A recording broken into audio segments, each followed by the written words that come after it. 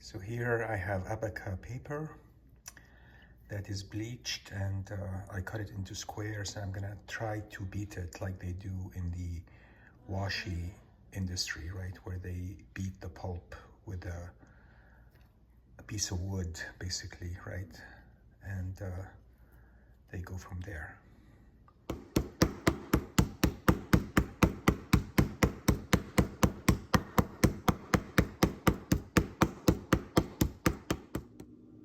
See the fibers?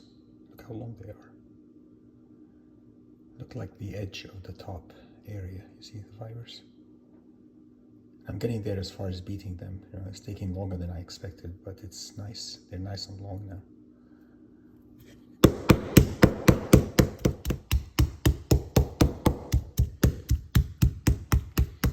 All right, so in the last stage, what I'm gonna do now is add water to it and beat it again, and then put it in a bowl with a lot of water and prepare the pulp like I usually do, right? So.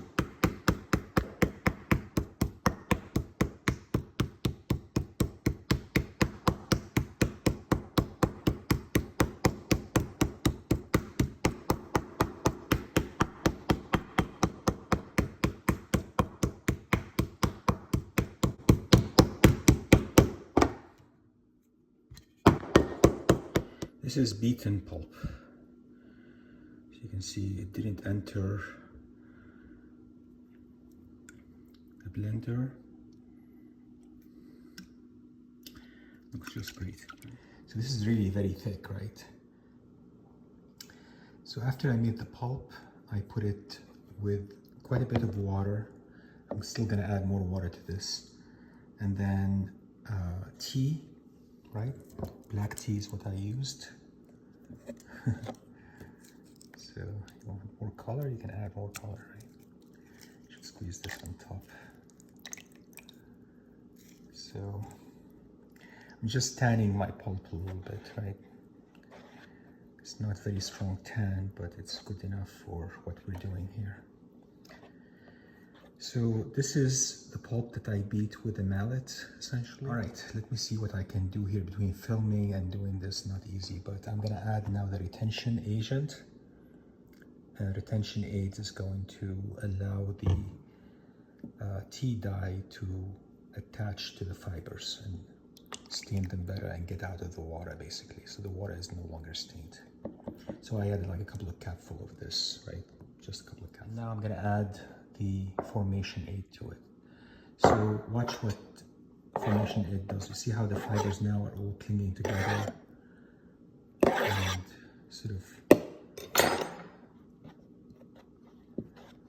once I add the formation aid, this all smoothes out, really, you know, looks much better.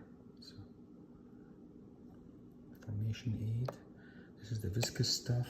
I'm gonna add a little bit of it first and see how that reacts, how things react with it. Viscosity is tremendous on this thing. Okay, and then stir.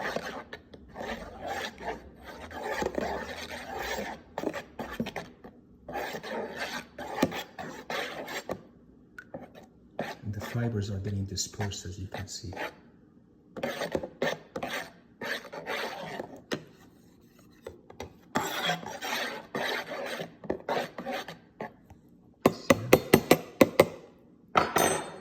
To add some more, stir some more.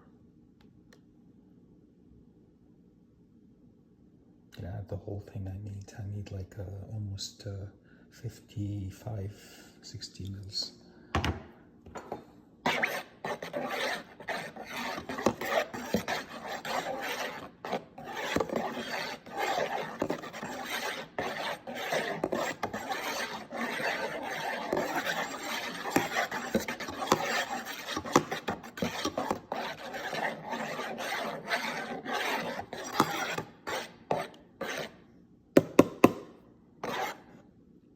Oh yeah, look at that.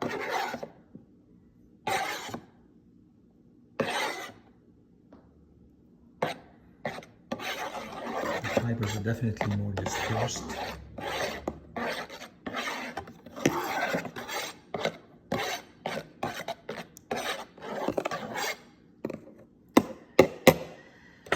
try a couching method here quickly. I have to put the camera down though, so hold on. So it slows down the drainage of pulp, as you can see. That's what Formation 8 does. And I'm making basically a paper sheet here of pulp. And then all I have to do is transfer some of it over to the cover of Archie book I have and see if I can mend some areas and show you. As I couched abaca fibers basically on using a molten Deckle, rolled it thin, basically a couple of immersions in the vat, and then this had in it Formation 8 and the fibers were beaten, not blended, meaning that I used a mallet to beat the heck out of them for like almost half an hour until they were, for the large part, pretty consistent. Okay, so what I'm going to do is transfer some of this over to this area here. And for this area here, I'm going to do just pipetting the pulp, the same pulp I used for this. I'm going to pipette it over to here. And this will get the paper from here, and we'll see the difference. All right, so I'll show you the results in a second. Works really well at giving you these even sheets at the end. And that's your goal. You don't have to add as much formation as I did. I really went overboard here. Start with a small amount and then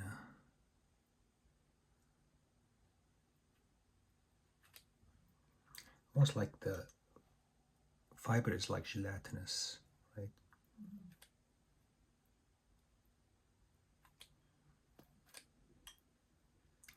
Add a bit to the edge of this.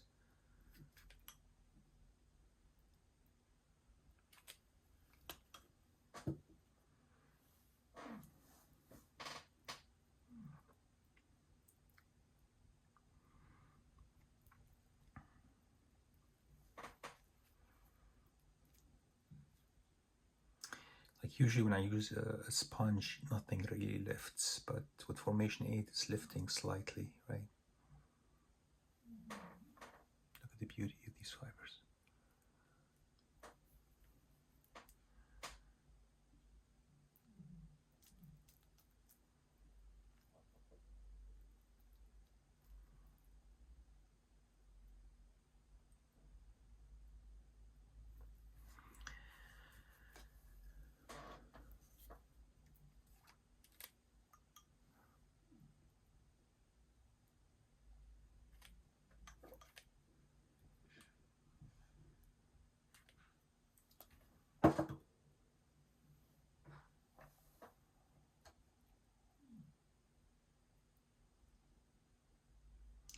So which is going to be better, you think, the mold or by hand using pipette?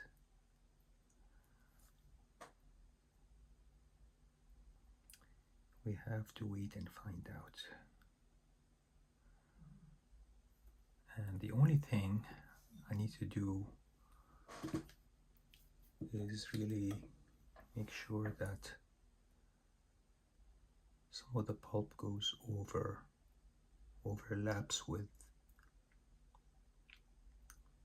the wrap. See that?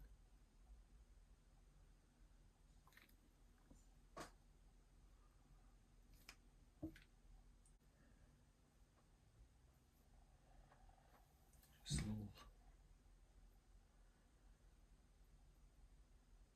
piece here.